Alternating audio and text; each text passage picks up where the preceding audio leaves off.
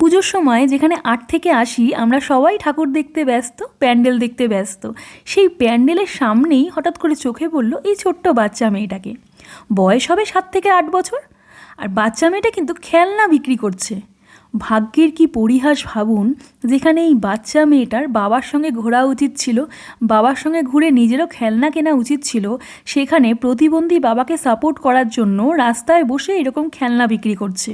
তো এক এক করে আমিও দাম জিজ্ঞেস করতে থাকলাম। সত্যি খুব খারাপ লাগলো দেখে বাচ্চা মেয়েটার এই ভাগ্য দেখে। তো যাদের দরকার পড়বে না, তাও আমি মনে করি যে কিছু হলেও এনাদের থেকে কিনবেন।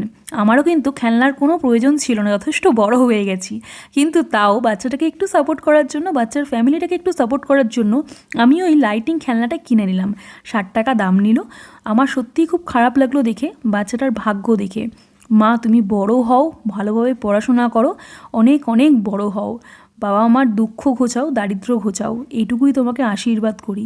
সবার পুজো খুব খুব ভালো কাটুক। দরকার না পড়লেও এইসব মানুষের কাছ থেকে কিছু হলেও কিনবেন, তাহলে কিছু হলেও সাপোর্ট পাবে ওরা।